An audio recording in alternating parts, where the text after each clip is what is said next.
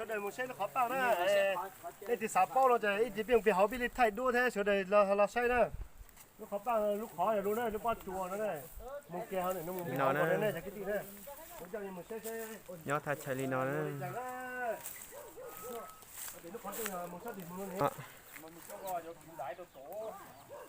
những chuyện đấy là chùa ô biết tôi trông bỏ nó nè nhưng mà nhớ bị họ mà trong sắp tới này mua ta trong công anh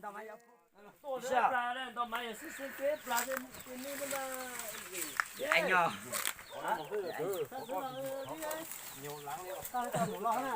ai lo chán đồ hành liền thay tao trong cái gì nè có mấy người cháu tuấn nè anh gì có những trò luôn đi một kiện mà chưa còn một kiện nữa mà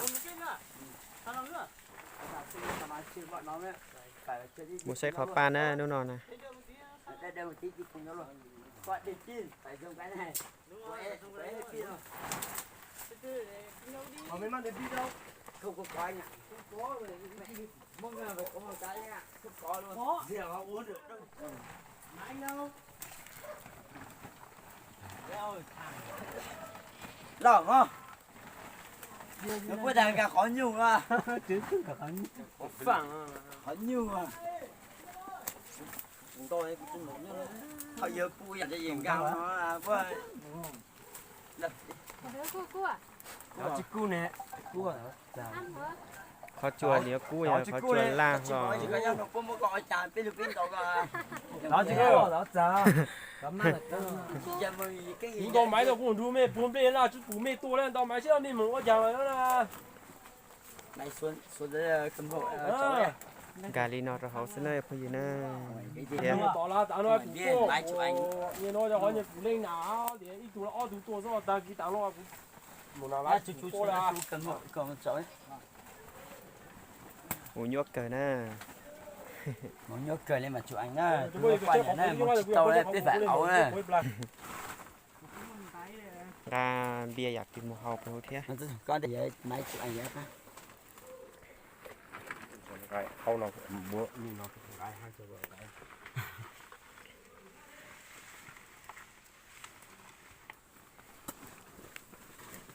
cái lúc khó nó là nhiều khó bị tôi qua xưa giờ chỉ tao lo nè cái chỉ muốn nhốt chắp là lên nè từ núi giờ thầu tiền là tao trong con lại mà cho nên tôi sẽ đua nãy giờ để cú dân cả một thầu sẽ nửa trong con bỏ đi trà nè ô muốn nhốt cần là có gì nữa một chi là chỉ tao còn lại chị muốn nhốt chắp lại nè lúc khó nào ô trong này nó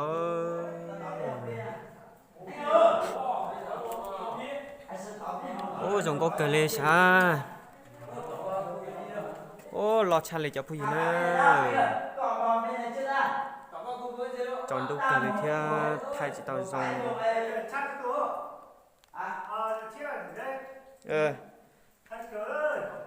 trong có cờ nữa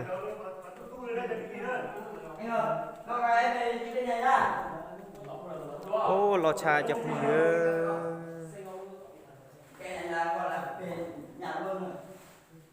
trong đi nó chọn đúng cờ lê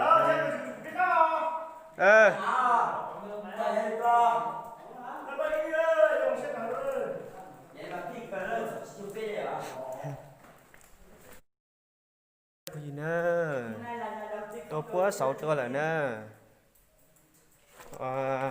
dùng cả một trâu tàu nó sẽ đi trong đi cháo ô lo xe cờ như đá cờ đó của sầu nào đây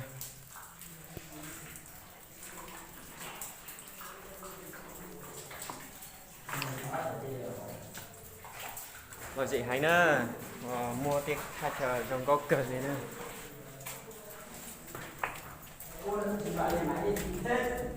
ô lo thế đá cờ này chỉ chọn đồ hay thay chỉ tao chọn nên sai à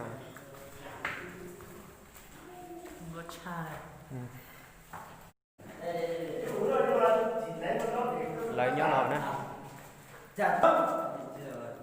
Ô mẹ thằng đi chưa anh ạ? Đi chưa? Đi chưa rồi.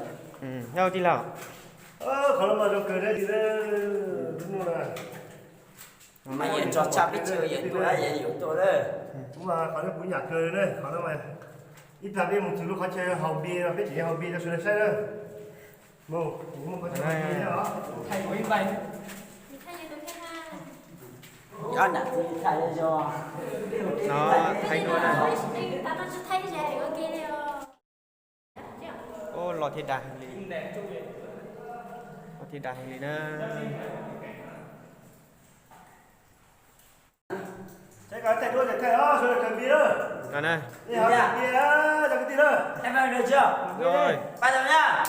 Em về hơi cầm tối nhá. Đi. Rồi. Tô, đặt rồi.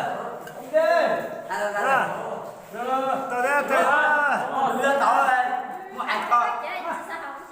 Anh Tao sao chưa,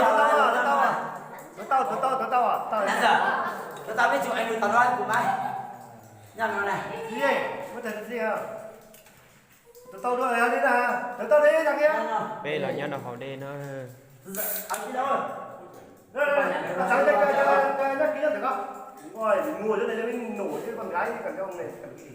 Tiếp Phải vào coi, tiếp vào cho bà tí xíu bây giờ mày nhạo nhạo con chuyện. em ngồi luôn cái đấy đi đấy. Ngồi. chót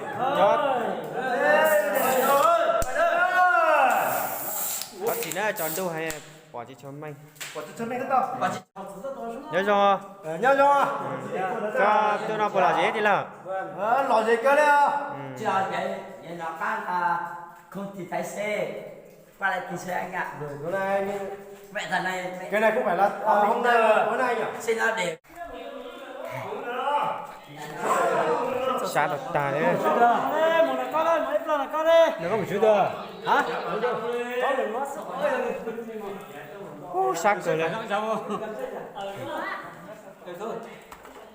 thôi đây mày lên đi anh tôi đi lên Mọi nhìn nói tôi sẽ khô nhá, tôi sẽ bông nhá. giờ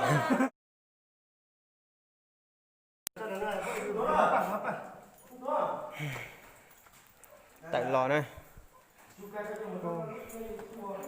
có sát thế à chị lò Hả? có sát thế à Hacker. Nó mà trò này của nó mà sát cờ ra đây. Thế thì tao tôi chủ tôi cái ra đấy, cái gì đây? Kỹ số họ nó chỉ để tao nên nó mà bao nhiêu con số sao đấy. Bác sang ra tôi cứ thế để cho cú đó tôi nó cũng cho tôi cứ đó tôi thay cho số. nút giờ lại tao nào bé mà tao sách đùa nè lò nho này lò này tại lò nho nó sò nó chế nó Này.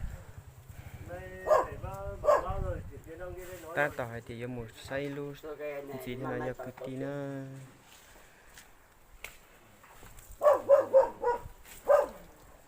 chỉ luôn nhau của sát tí thiên à lúc tí này chỉ trong có cha thế nào quá tí lúc giò sát tí nữa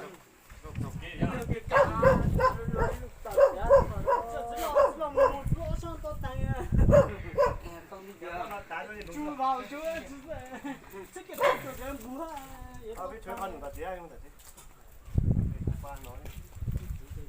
thì về bọn anh vào nhá. Cả tụi anh